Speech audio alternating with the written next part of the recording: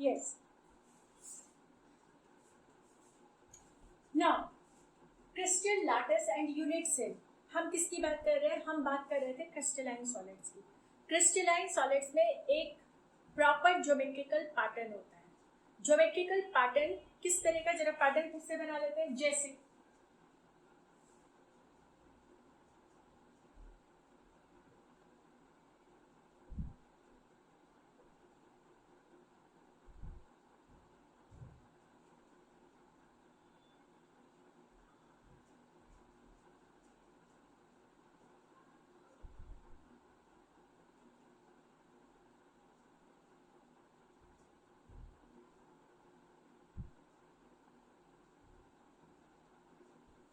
इस तरह का ज्योमेट्रिकल पैटर्न होता है।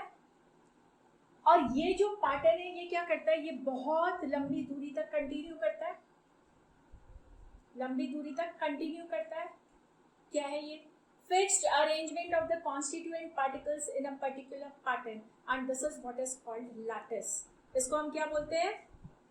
Lattice, crystal lattice. So what we get first? We get crystal lattice, crystal lattice. How will you explain this? How will you define this? What is a crystal lattice? It is a regular of this type, 3D arrangement of the points, regular 3D मतलब 3-dimensional arrangement, 3-dimensional arrangement of particles. This is called a lattice. इसमें आपका 3D arrangement है, मतलब arrangement तो है ना, और ये 3D अरेंजमेंट होता है। तो क्या ये यशस्वी, क्या ये क्रिस्टल है? Is this a crystal? It is a crystal. Okay, अब जरा हम इसमें देखते हैं बेटा कि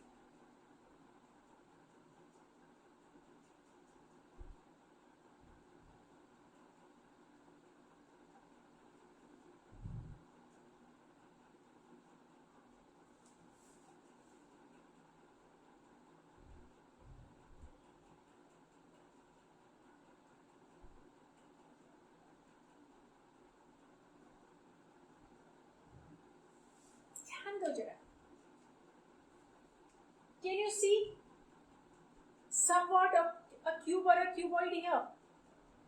This pattern is forming a cuboid. और जरा इसको क्यूब को हम देखें, क्यूब या क्यूबॉइड को, तो यहाँ पर हमें शायद एक और मिल रहा है।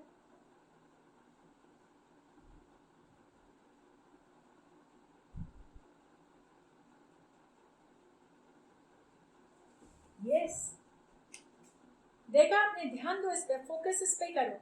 हमें क्या मिला कि ये हमारा जो क्यूब है ये रिपीट कर रहा है, बिल्कुल उसी तरह से जैसे हम वॉल को कंस्ट्रक्ट करते हैं। तो वॉल पे क्या करते हैं? हम ब्रिक्स रखते हैं एक के ऊपर एक की साइड में बराबर में, ऊपर नीचे सब जगह ब्रिक्स रहती हैं। ब्रिक्स क्या फॉर्म कर रही है? ब्रिक्स यूनिट है, स्मॉल यूनिट्स, और उन स्मॉल यूनिट्स को हम टुगेदर रखते हैं तो वो वॉल फॉर्म कर लेती है। Building block of a wall is a small unit called the brick. Try to focus on it. Building block of a wall is a small unit, brick, which is being repeated. और जब वो repeat होती रहती है तो वो form कर लेती है वॉल। इसी तरह हमारी बॉडी में हमारा जो बॉडी का सबसे छोटा वाला ब्लॉक है, दैट इज अ सेल। वो बहुत सारे ट्रिलियंस ऑफ सेल आ जाते हैं, ये बॉडी फॉर्म हो जाती है। इसी तरह से हमारे क्रिस्टल में पार्टिकल्स इस तरह से 3D स्ट्रक्चर में अपने को अरेंज कर लेते हैं और एक 3D पैटर्न बार बार रिपीट करता रहता है। 3D पैटर्न बार बार रिपीट करता रहता है, हमारा बन जाता है क्रिस्टल। और ये जो छोटा सा 3D पैटर्न हमारा रिपीट कर रहा है, इस छोटे पैटर्न को, एक पैटर्न को हम बोलते हैं यूनिट सेल, वन सेल।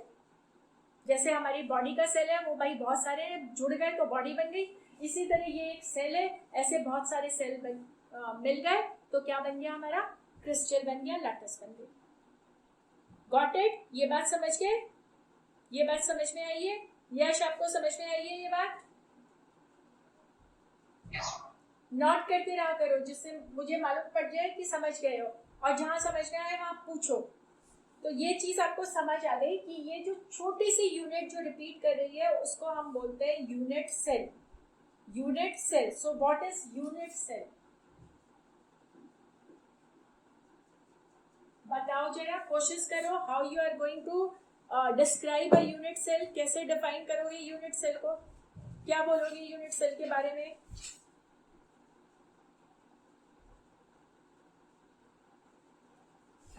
फटाफट से बताओ, अब तो सामने है आपके। यूनिट सेल है बेटा? Smallest unit of the crystal. Yes, smallest portion of a crystal lattice which when repeated forms a lattice. Smallest unit of a crystal lattice. Smallest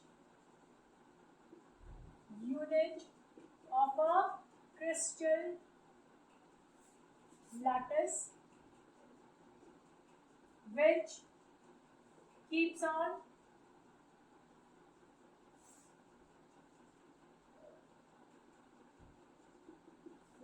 repeating. समझ गए? Smallest unit which keeps on repeating. तो ये unit हमारी किस shape की होती है? ये कुछ देखने में क्यूब टाइप की लगती है, क्यूबॉइड टाइप की लगती है। ठीक है, क्यूब या क्यूबॉइड टाइप की, वैसे तो कुछ भी हो सकती है, अभी हम डिटेल में पढ़ने वाले हैं। अब सबसे पहली बात क्या आती है, हम एक सेल को ले लेते हैं और अभी हम एक्सप्लेनेशन के पर्पस से उस सेल को क्यूब की शेप का बना लेते हैं। ये रहा,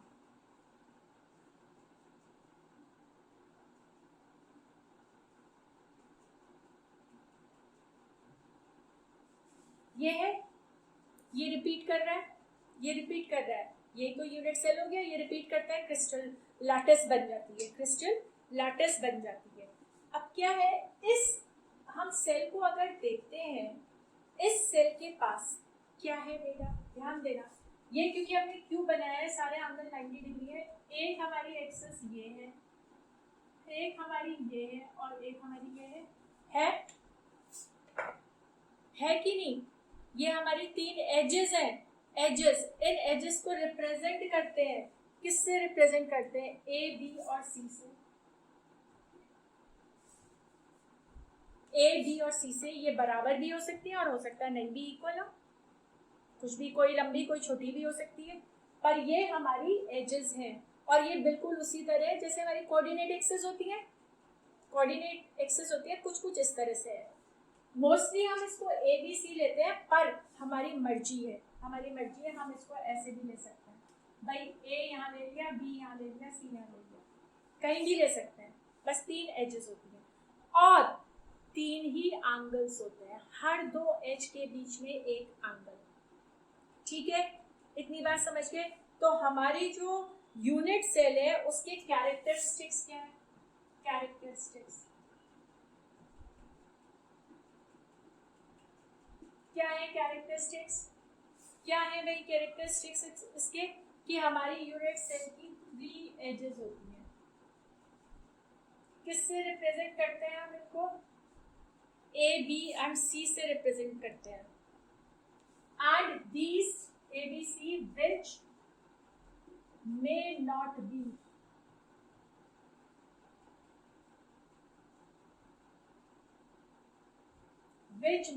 बी परपेंडिकुलर। जरूरी नहीं है ये परपेंडिकुलर हो, अभी ये बात बताई थी, जरूरी नहीं है ये परपेंडिकुलर हो, कुछ भी एंगल हो सकता है इनके बीच में।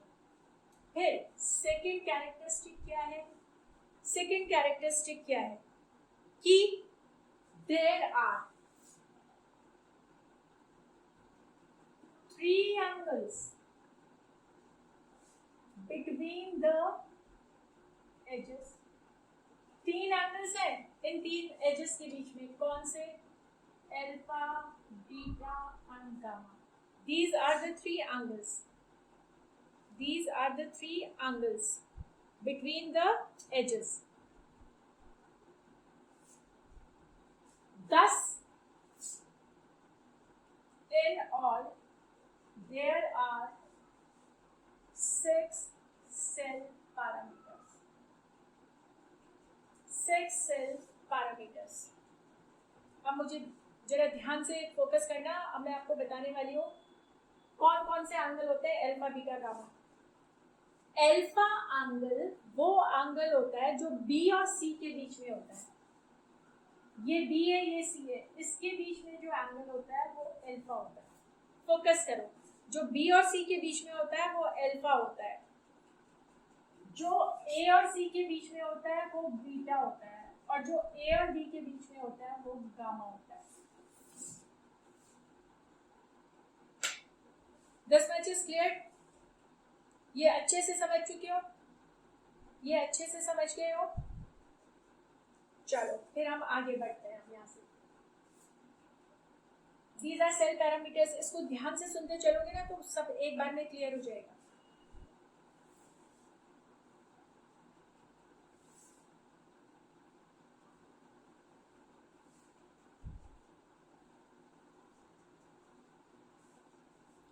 अब नेक्स्ट हम चलते हैं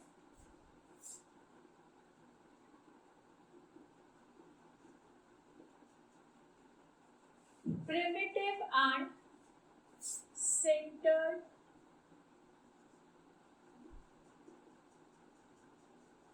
unit cells।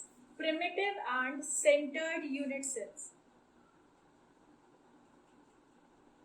अब ये क्या होते हैं? प्रिमिटिव को हम बहुत बार सिंपल भी बोलते हैं। प्रिमिटिव को सिंपल भी सेल बोला जाता है। सिंपल प्रिमिटिव को सिंपल सेल भी बोला जाता है।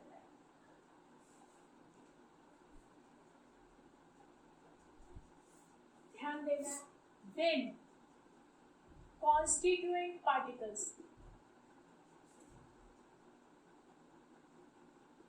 are present only on the corners of what? Corners of a unit cell, then the cell is called primitive। ध्यान दो,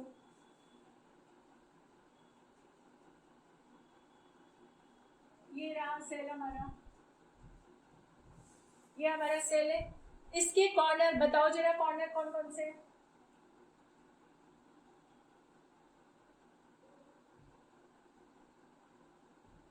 8 कॉर्नर्स हैं।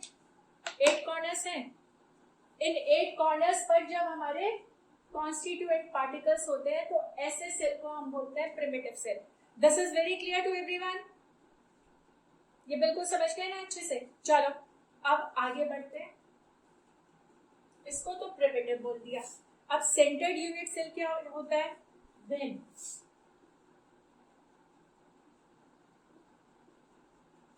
एक या एक से ज्यादा वन और more constituent particles are present at positions other than the corners। One or more constituent particles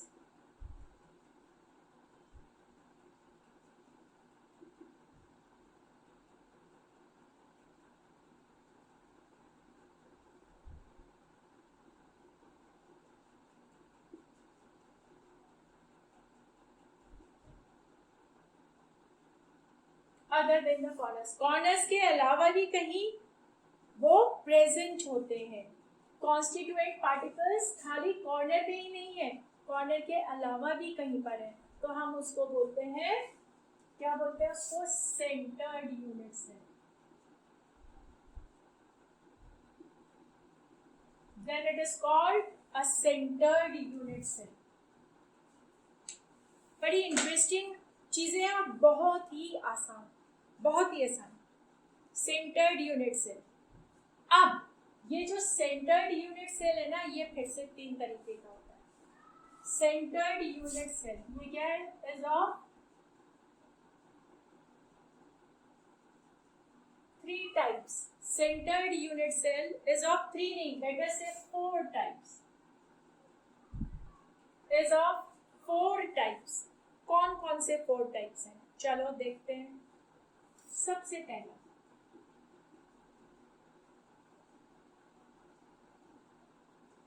body centred, इसको बोलते हैं बॉडी सेंटर्ड सेल, मतलब BCC, बॉडी सेंटर्ड। इसका क्या मतलब हुआ? देखो ध्यान से सुनो। जब हमारा, ध्यान से सुना, जब हमारा यूनिट सेल है, यूनिट सेल के 8 कॉर्नर्स पर हमारे पार्टिकल्स हैं और एक पार्टिकल बॉडी के अंदर है। सोचो रूबिक्स क्यूब है आपके पास, रूबिक्स क्यूब तो सब जानते हैं, उसके 8 कॉर्नर्स पे एक एक पार्टिकल है और चला उसके बीच में, बीचों बीच कैसे बताऊं मैं आपको, जैसे मान लो ये एक सेल है, ये तो 8 कॉर्नर्स हो गए इसके, यहाँ अंदर बॉडी के अंदर जाके जो बीचों बीच सेंटर प्लेस, ये इस तरह से इस पूरे के अंदर जाके बीचों बीच एक कॉन्स्टिट्यूएंट पार्टिकल होता है, तब हम इसको बोलते हैं बॉडी सेंटर। मतलब बॉडी सेंटर का मतलब हो गया contains one constituent particles at its body centre, one more constituent particle Cp at its body center। ये ग्रीन डॉट से शो करा है। फिर आता है हमारा फेस सेंटर। फेस सेंटर्ड क्या होता है? FCC। Face centred is FCC। इसमें क्या होता है? सोचो कितने फेसेस हैं इसके, कितने फेसेस हैं? 6 फेसेस है ना, 6 फेसेस है, हर फेस के सेंटर में एक होता है, ये रहा भाई, एक फेस ये वाला है, एक इसके सेंटर में, एक फेस ये वाला है, एक इसके सेंटर में, एक ये वाला है, इसके सेंटर में, एक ये वाला है, इसके सेंटर में, एक पीछे वाला है, इसके सेंटर में, और एक ये आगे वाला है, इसके सेंटर में। कॉर्नर पे तो है ही, कॉर्नर के अलावा सेंटर पे भी होते हैं हर फेस के। एडिशनली किसके एडिशनली? कॉर्नर्स पर तो है ही है, कॉर्नर्स पर तो है ही है, कॉर्नर्स के additionally one constituent particle is present at the centre of each face. Additionally one constituent particle is present at the center of each face, at the center of each face। फिर next and centred.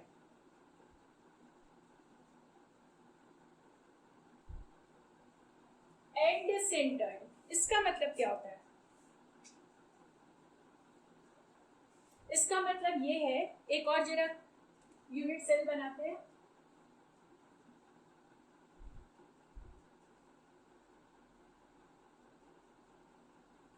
इसका मतलब ये है कि भाई corner पर तो होने ही होने हैं, ये कॉर्नर पर 8 तो मौजूद हैं आपके।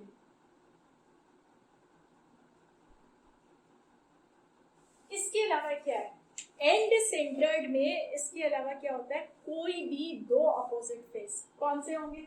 या तो ये 2 है, या ये 2 है, या ये सामने वाले 2 है। 3 पेयर्स हो गए ना, 3 पेयर्स ऑफ अपोजिट फेसेस। किसी भी एक पेयर के सेंटर में भी होगा, किसी भी एक पेयर के सेंटर में भी होगा। One constituent particle is present at the centre of any 2 opposite faces. One additionally one constituent particle is present at the center. At the center of what? At the center of what? Center of any 2 opposite faces. Center of any 2 opposite faces. Any 2 opposite faces।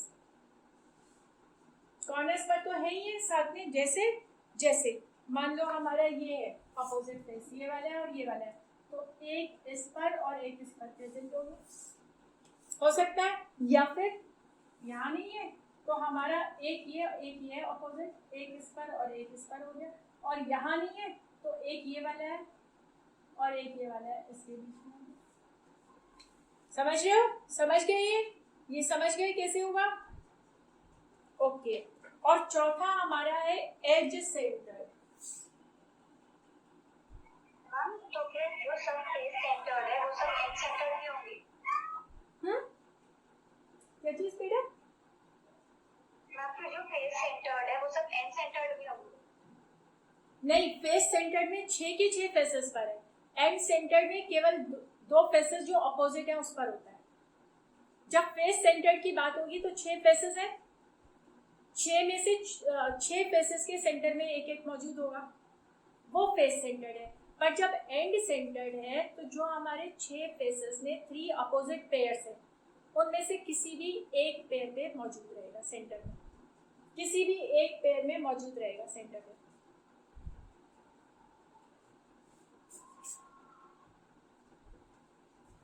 तो as centre क्या है बेटा? Corners पर तो है ही, plus edges के भी centre में है। एजेस के सेंटर में देखो इस पर कितनी एजेस हैं? 12 एजेस होती हैं। आ रहा है याद ना? 12 एजेस होती है, इनके भी सेंटर में है।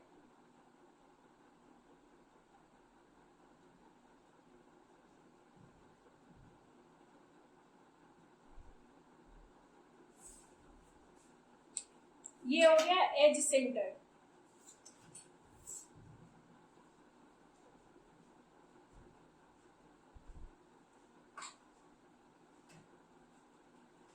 Got it? This is absolutely clear? चलो अब थोड़ा सा आगे बढ़ते हैं।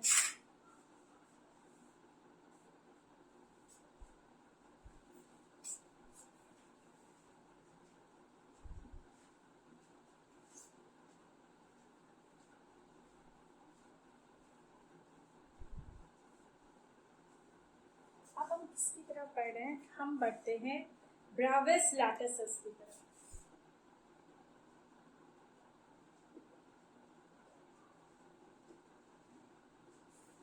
फोकस करो इस पर।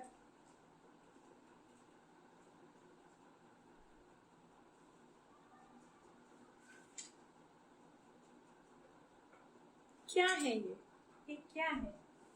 हमारे पास 7 प्रिमिटिव सेल्स होते हैं।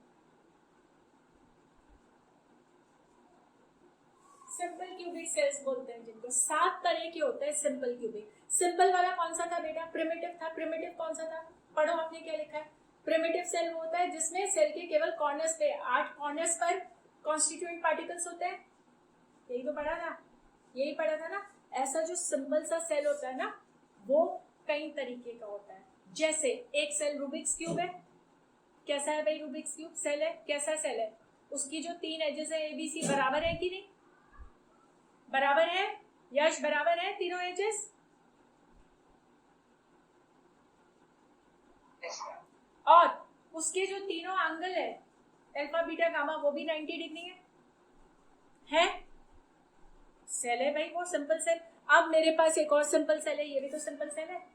इसकी क्या तीनों एजेस बराबर हैं? बराबर नहीं है, पर इसके तीनों एंगल बराबर है 90, है ना? है कि नहीं? अब इमेजिन करो भाई, ऐसे और सेल भी तो हो सकते हैं जिसमें 2 एजेस बराबर है, एक एज बराबर नहीं है, 2 एंगल 90 है पर तीसरा एंगल नहीं है। पॉसिबल है कि नहीं? इस तरह के सिस्टम पॉसिबल है जिनमें थोड़े थोड़े चेंजेस होंगे, और जब चेंजेस होंगे तो हमारा सेल भी थोड़ा थोड़ा देखने में अलग अलग हो जाएगा। बिल्कुल इस तरह नहीं है। एक यहाँ पर suppose one girl Mehak is there, then one male Yash is there, then another female myself there। हम जरा तीनों को कंपेयर करते हैं। भाई तीनों ही तो ह्यूमंस है, तीनों ही सेल है, तीनों ही तो ह्यूमंस है, तीनों ही सेल है। पर क्या तीनों बिल्कुल सेल एक जैसे हैं? नहीं है ना। मोटा मोटा तो सब चीज है ना। आंखें भी 2 हैं, 2 आंखें हैं, पर क्या आपकी, मेरी, आपकी, सबकी आंखें एक जैसी हैं? नहीं है ना। बिल्कुल बराबर है? नहीं है। हैंड्स दोनों, सबके 2-2 आर्म्स हैं, पर क्या आर्म्स बिल्कुल एक जैसे? नहीं है। तो हमारे फीचर्स थोड़े थोड़े अलग हैं क्योंकि डायमेंशंस डिफरेंट हो जाते हैं। इसी तरह आपका जो सिंपल सेल है उसमें थोड़े थोड़े सी चेंजेस होते हैं। जैसे तीनों एजेस ABC इक्वल नहीं है, 2 इक्वल है, एक अलग है, तीनों इक्वल है, तीनों ही अनइक्वल है, तीनों एंगल 90 डिग्री बराबर है। भाई 2 एंगल 90 डिग्री है पर तीसरा कुछ और है। भाई तीनों ही एंगल बराबर नहीं है। तो देखो कितने सारे कॉम्बिनेशन बन रहे हैं कि नहीं? इतने सारे कॉम्बिनेशन। जितने कॉम्बिनेशन होंगे उतनी ही तरह की हमारी क्या होने वाली है? हमारी प्रिमिटिव सेल होने वाले हैं, हमारे इन प्रिमिटिव सेल्स को हम ब्रेविस लैटिसेस बोलते हैं। और ये प्रिमिटिव सेल हमारे 7 तरीके के हैं, 7 तरीके के। अब इनको याद कैसे रखा जाए? सबसे बड़ी प्रॉब्लम यही आती है, कोई भी लर्न ही नहीं करता और यहाँ क्वेश्चंस आ जाते हैं, गड़बड़ हो जाती है। और मैं आपको बहुत सिंपल सी चीज़ बताने वाली हूँ, इसको याद रखने का तरीका। पहले हम देखते हैं भाई ये हमारी कौन कौन से 7 तरीके होते हैं। जैसे एक तो हमारा क्यूबिक हो गया, फिर टेट्रागोनल हो गया, फिर ट्राइक्लिनिक हो गया, फिर मोनोक्लिनिक हो गया, फिर टेट्राहेड्रल तो हमने शायद काउंट कर लिया, फिर हेक्सागोनल हो गया, फिर ऑर्थोरॉम्बिक हो गया। इस तरीके 7 हमारे होते हैं। अब हम इनको याद कैसे रखें, कैसे याद रखें? पहले मैं बोर्ड पर बनाती हूँ, फिर आपको बताती हूँ कैसे इसको लर्न करो आप।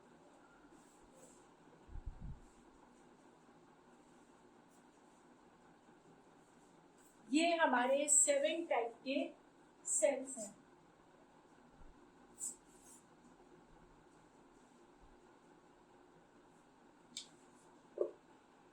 अब देखो मैंने क्या लिखा, क्रिस्टिन ओम को मारता है रोहित त्रिवेदी, मतलब रोहित त्रिवेदी क्रिस्टिन ओम को मारता है। और यहाँ से मेरे को फर्स्ट लेटर्स मिल गए, C for cubic, P tetragonal, O ऑर्थोरॉम्बिक, M monoclinic, H hexagonal, R rhombohedral और ये त्रिवेदी से TR से ट्राइक्लिनिक, क्योंकि T यहाँ पर भी है, यहाँ पर भी, तो ये नीचे TR कर दिया ट्राइक्लिनिक, जिससे आप कंफ्यूज ना हो। टेट्रागोनल और ट्राइक्लिनिक में त्रिवेदी से TR कर दिया ट्राइक्लिनिक। अब हमारे पास 6 पैरामीटर थे ना, 3 लेंथ की, एजेस की और 3 एंगल्स थे। लेंथ को बोलते हैं एक्शियल लेंथ और एंगल्स को बोलते हैं एक्शियल एंगल्स, ABC और अल्फा बीटा गामा। अब देखो याद रखने का तरीका क्या है, ये हमारा ऑर्डर है जो सबसे पहला वाला है, जो सबसे पहला वाला है वो सबसे परफेक्ट है। परफेक्ट का क्या मतलब है? सब चीज ऑर्गेनाइज्ड है, सब चीज बराबर है, परफेक्ट है। और इसलिए इसको हम क्या मानते हैं? इसको हम मानते हैं मोस्ट सिमेट्रिकल। और इसलिए हमने लिख लिया सबसे पहले A equals to B equals to C, alpha equals to beta equals to gamma equals to 90। सब परफेक्ट है, सब बराबर। देखा, इसको लर्न करो इस तरह, सब बराबर है। और जैसे जैसे yes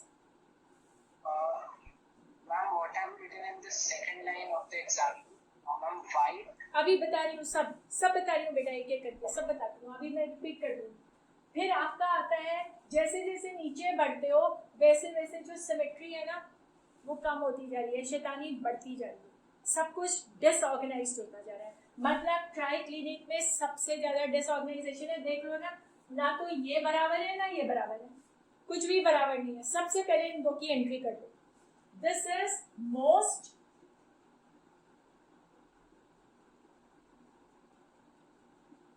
most unsymmetrical, this is most unsymmetrical, imperfect, this is perfect।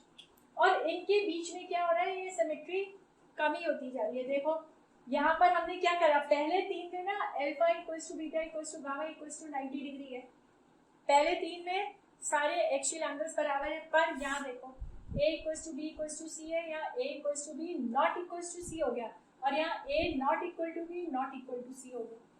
हमने यहाँ तक जब लिख लिया ना तो क्या करा, रिवर्स ऑर्डर में रिपीट कर दिया। देखो इसी को, इसको यहाँ ले आए, इसको यहाँ ले आए और इसको यहाँ ले आए। देखा आपने, ये 3 ऐसे लिख के फिर रिवर्स ऑर्डर में रिपीट कर दिया। Got it? ये याद रखने का तरीका है। ऐसे यहाँ क्या किया, यहाँ 3 में तीनों एंगल बराबर है, उसके बाद alpha gamma equal to 90 degree है, बीटा 90 डिग्री नहीं है। बीटा बी से बड़ा, ऐसे याद कर लो इसको। बीटा बी से बड़ा सबसे ज्यादा अपना रॉप चलाता है, सबसे ज्यादा रॉप बड़े का रहता है। तो बड़े ने बोला मैं तुम्हारे साथ तुम्हारे बराबर क्यों रहूं, तो वो निकल गया बाहर और उसका एंगल 90 नहीं है, उसने अपने आप को बदल दिया। बड़ा हूं भाई, मैं तो सेपरेट रहूंगा, मैं अलग रहूंगा। तो इस तरह याद करो उसको। तो यहाँ पर बीटा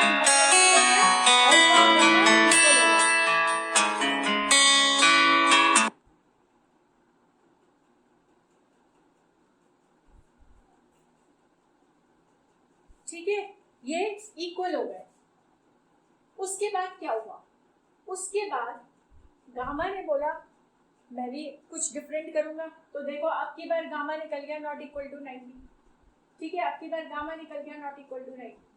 और उसके बाद ये देखो alpha equals to beta equals to gamma तो है पर 90 नहीं है। यहाँ पर सब 90 थे, यहाँ 90 नहीं है, और यहाँ तो तीनों ही अलग अलग है और कोई भी 90 के बराबर नहीं है। तीनों ही अलग अलग है और 90 के बराबर नहीं है। और इनके एग्जाम्पल्स ये लर्न कर लेना क्योंकि ये बोर्ड्स में आते हैं। Cubic NaCl, KCl, ZnS, Cu copper और डायमंड। फिर आपका tetragonal white tin SNS tin, white tin, SnO2, TiO2, TI titanium के लिए होता है, कैल्शियम सल्फेट CaSO4। फिर ऑर्थोरोम्बिक में रोम्बिक सल्फर। अब ये रोम्बिक सल्फर क्या होता है? सल्फर तो सबको पता है, आपने क्लास 10 में एलोट्रोपिक फॉर्म्स पढ़े थे कार्बन के, एलोट्रोपिक फॉर्म्स ऑफ कार्बन। इसी तरह सल्फर के भी एलोट्रोपिक फॉर्म्स होते हैं। एक फॉर्म सल्फर का होता है एलोट्रोपिक, रोम्बिक सल्फर, दूसरा होता है मोनोक्लिनिक सल्फर। और भी होते हैं पर अभी मैं दो बता रही, रोम्बिक सल्फर, मोनोक्लिनिक। ये रहा रोम्बिक सल्फर, ये रहा मोनोक्लिनिक सल्फर। नाम ही रोम्बिक है तो रोम्बोहेड्रल इसका, तो ऑर्थोरोम्बिक इसका स्ट्रक्चर हो गया KNO3 potassium nitrate BaSO4 K2SO4, ये इसकी एग्जांपल है। और मोनोक्लिनिक है, monoclinic sulphur Na2SO4 10H2O, 10 water molecules है इसके साथ। फिर आपका आता है हेक्सागोनल। हेक्सागोनल आपने पढ़ा तो था, एलोट्रोपिक फॉर्म ऑफ सल्फर। जो हेक्सागोनल होता है वो ग्रेफाइट होता है। ZnOCdS, CD stands for cadmium. फिर आपका है रोम्बोहेड्रल, रोम्बोहेड्रल में CaCO3। फिर सिनेबारिस HGS, सिनेबारिस HGS और KMnO4। एंड ट्राइक्लिनिक में आ गया K2Cr2O7, potassium dichromate, CuSO4 5H2O and H3BO3। ये आपके एग्जाम्पल्स हैं और ये सातों तरह के प्रिमिटिव सेल्स हैं, सातों तरह के प्रिमिटिव सेल्स हैं। स्क्रीनशॉट ले सकते हो इनका।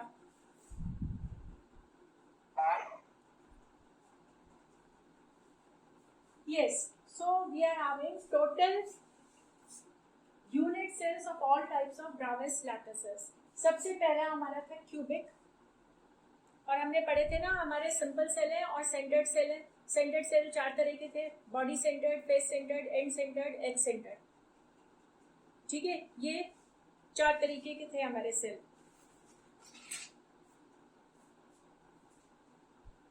अब देखो जो क्यूबिक होता है, जो क्यूबिक लैटिस है, हमारे क्यूबिक लैटिस जो है उसके सेल तीन तरीके के हैं, primitive, body centred, face centred. Primitive, body centred, face centred, कितने हैं इसके?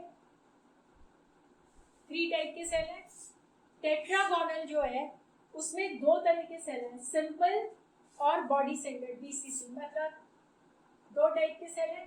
ऑर्थोरोम्बिक के तो 4 तरीके के हैं, सिंपल है, BCC है, बॉडी सेंटर्ड, फेस सेंटर्ड, और ये कौन सा होता है? And centred. End centred 4 type के हो गए। मोनोक्लिनिक है, उसके 2 तरह के, सिंपल और BCC, जबकि ट्राइक्लिनिक, रोम्बोहेड्रल, हेक्सागोनल का एक तरीके का है। टोटल कितने हो गए? 3 to 5 4 9 10 11 12 13 14।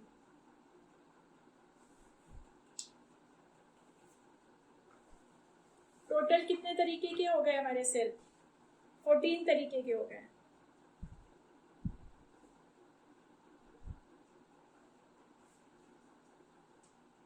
मतलब ये ऑल टाइप्स कितने हो गए? ये 14 टाइप्स हो गए। 14 टाइप्स होते हैं हमारे,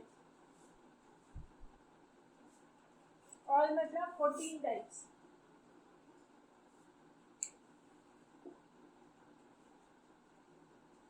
टाइप्स की ब्रावेस लैटिसेस हो गई हमारी। क्यूबिक, क्यूबिक का मतलब है, आप किससे समझो इसका, इसकी बात समझो। ये क्या है? ये है ना क्यूबिक हमारा।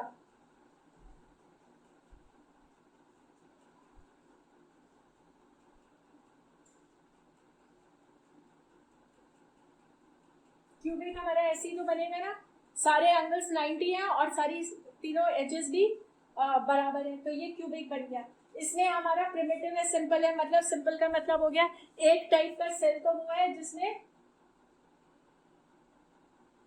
ये है, क्यूबिक में एक तरह का ये है, दूसरा कौन सा बीसीसी वाला मतलब ये है, और एक बीसीसी भी है, और तीसरा फेस सेंटर्ड है। फेस सेंटर्ड मतलब